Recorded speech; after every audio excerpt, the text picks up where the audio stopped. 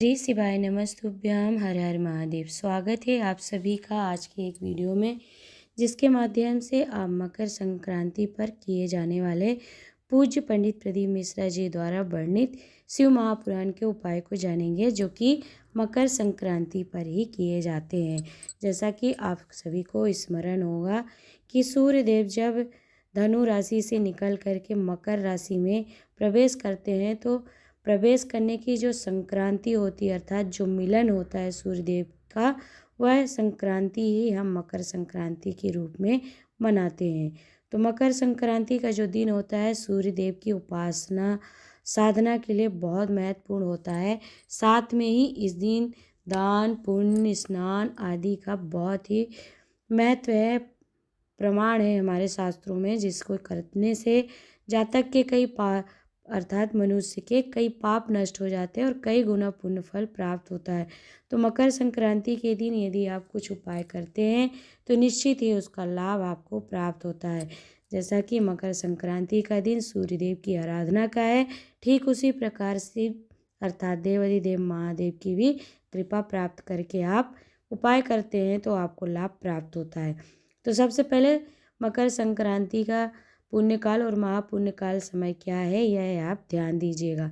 तो मकर संक्रांति का जो पर्व होता है वह हम सूर्य देव के उदय ब्रह्म मुहूर्त या प्रदोष काल का इसमें महत्व नहीं होता, अपितु पुण्य काल का महत्व होता है। अर्थात जिस समय पर सूर्य देव दक्षिणायन से उत्तरायण में मकर राशि में प्रवेश करते हैं, उसी संक्रांति को हम पुण्यकाल अर्थात पूजन दान पुण्य का समय मानते हैं।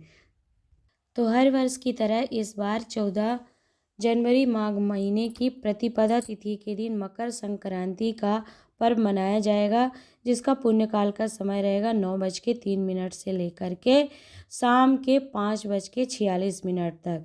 इस बीच आप दान पुण्य सत्कर्म करिए, भजन करिए, सूर्यदेव की उपासना आदि कर सकते हैं। साथ में महापुण्य काल का जो समय रहेगा वो 9:03 से लेके 10:48 तक का जो समय है, यह महापुण्य काल का समय है।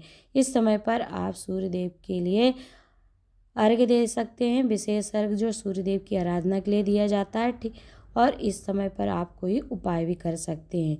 तो सूर्य जब उत्तरायण हो, जो कि 9:03 का समय है, और महापुण्य काल का समय भी 9:03 से लेके 10 तक ही है, तो इस बीच में आप उपाय करेंगे तो आपको निश्चित ही फल की प्राप्ति होगी।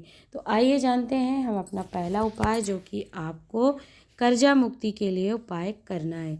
कर्जा मुक्ति के लिए पूज्य गुरुदेव कहते हैं कि यदि आपका ऊपर बहुत कर्जा हो गया है, किसी भी फील्ड को लेकर आपका कर्जा हो सकता है, चाहे दुकान व्यापार व्यवसाय, बच्चों के शादी विवाह या घर मकान को बनाने में, या फिर व्यापार व्यवसाय को चलाने के लिए आपके ऊपर कितने भी रुपए का, कितने ही लाखों का कर्जा क्यों ना हो, यदि सूर्य जब उत्तरायण होते हैं उसमें यदि आप उपाय करते हैं, जैसा कि स्क्रीन पर आपको वीडियो में दिख रहा है, आप क्या करेंगे कि एक तांबे का पात्र ले लीजिए।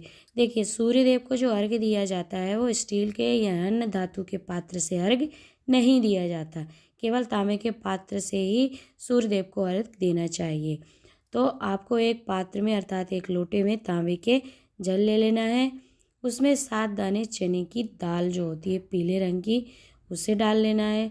थोड़ा सा कुमकुम, जिसे रौली भी कहते हैं, इसे डाल लीजिए, और साथ में 3 समी पत्र और 1 बेलपत्र जल के अंदर डाल करके आपको सूर्य जब उत्तरायण होंगे जो समय है, अर्थात 9:03 के बीच और 10:48 का जो बीच का 1 घंटे का जो समय है, आप 9:03 से 10:05 का समय लेकर के चलिए कि इस बीच में आपको क्या करना है। ये जो सामग्री आपको बताई है, 1 लोटे जल में डाल लेना है, और जल में डाल करके सूर्य देव को आपको क्या करना है कि प्रणाम करना है, यह अर्घ्य देना है।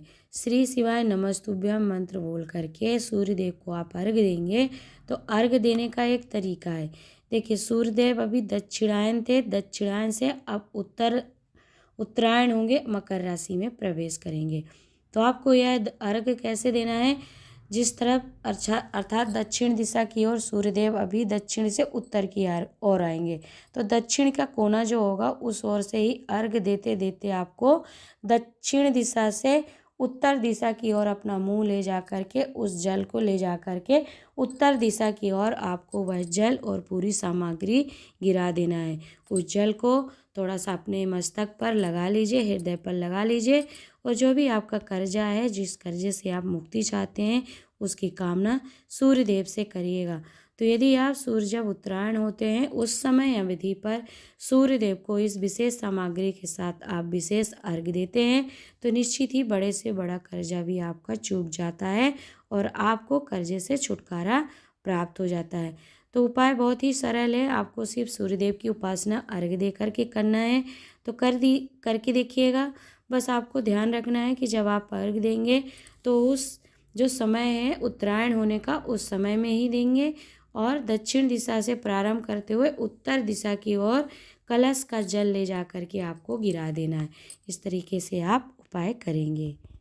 मकर संक्रांति के दिन किए जाने वाले हम अगले उपाय को जानते हैं, जो कि यदि आपका कोई मकान है, कोई ज़मीन है, कोई दुकान है या कोई प्रॉपर्टी है, आपका घर है, जिस पर किसी व्यक्ति ने, आपके परिवार का या अन्य व्यक्ति ने कब्जा कर लिया है, हड़प लिया है, ले लिया है आपका वह, और देने से इनकार कर रहा है, आपने बोल दिया कि मेरा वापस कर दो, परंतु आपके प्रयासों के बावजूद वह व्यक्ति आपकी प्रॉपर्टी ज़मीन से कब्जा छोड़ने को तैयार नहीं है, तो सूर्य देव की आराधना आपको मकर संक्रांति के दिन अवश्य करना चाहिए, जो कि बहुत ही सरल सा उपाय है।